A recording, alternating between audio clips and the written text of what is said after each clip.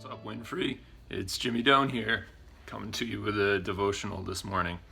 So we're going to stay in the Old Testament, and we're going to look at Psalm 139. And this particular psalm was written by David. And you know, David wasn't always a perfect man by any means, but the Bible does say that David was a man after God's own heart. And when you read some of the words that we're going to read, it's kind of pretty clear to see why. David just had this connection with God that I think we should all strive for. So Psalm 139, 1 through 16. It's a lot, so here we go. O Lord, you have searched me and you know me. You sit when I sit and you know when I sit and when I rise. You perceive my thoughts from afar. You discern my going out and my lying down. You are familiar with all my ways. Before a word is on my tongue, you know it completely, O Lord. You hem me in, behind and before. You have laid your hand upon me. Such knowledge is too wonderful for me, too lofty for me to attain. Where can I go from your spirit? Where can I flee from your presence? If I go up to the heavens, you are there. If I make my bed in the depths, you are there. If I rise on the wings of dawn, if I settle on the far side of the sea, even there your hand will guide me. Your right hand will hold me fast. If I say, surely the darkness will hide me, and the light become night around me, even the darkness will not be dark to you. The night will shine like the day, for darkness is as light to you. For you created my inmost beings. You knit me together in my mother's womb.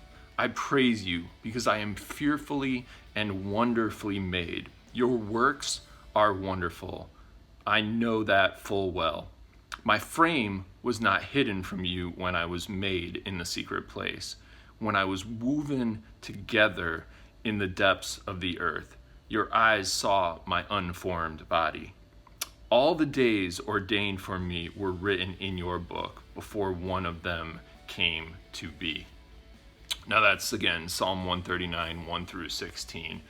And in those 16 verses, there are several attributes about God. And again, an attribute is anything that describes his promises, his nature, or his characteristics. And so real quickly, I just want to run through those. Again, this is only 16 verses.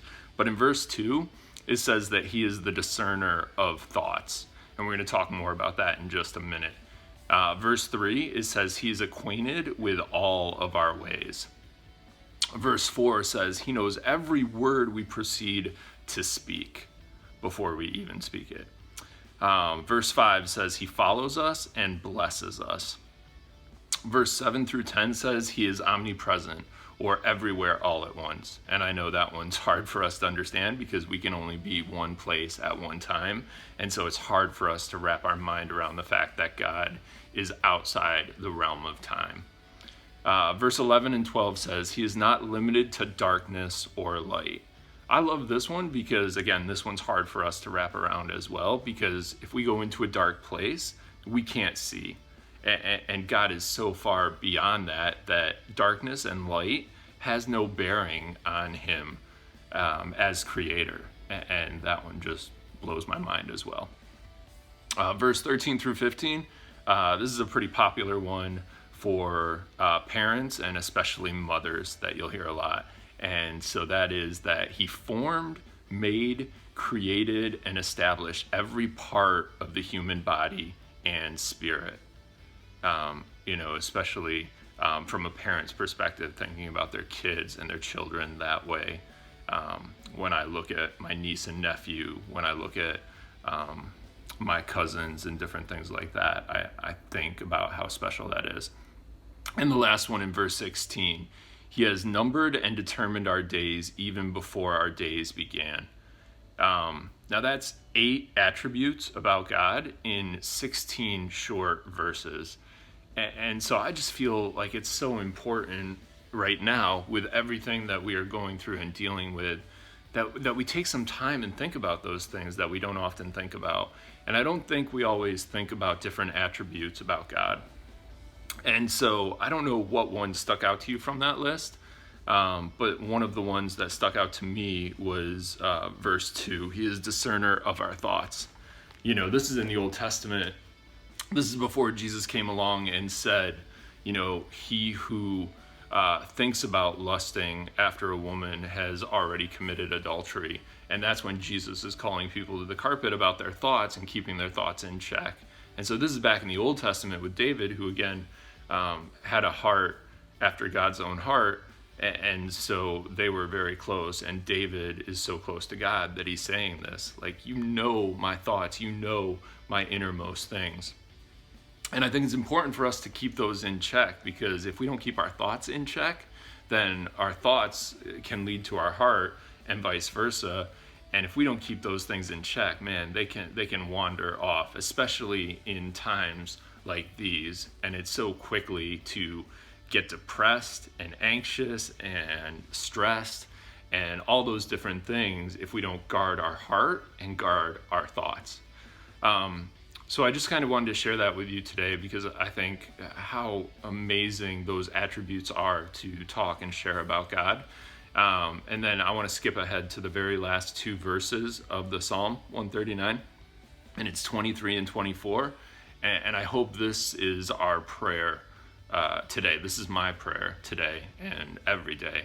And I'll kind of conclude with it as a prayer. So here we go.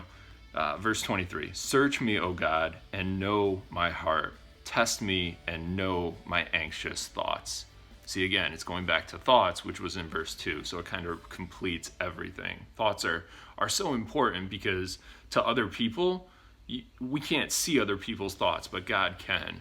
And so that is kind of the great equalizer of God knowing everything and knowing our thoughts and that sort of thing. And even though God knows our thoughts and our sinful minds, he still loves us unconditionally. And I think that's so important for us to remember.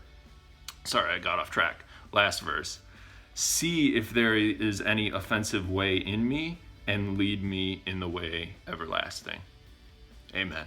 Y'all have a great rest of the day. Stay focused on him and praying us all through this together.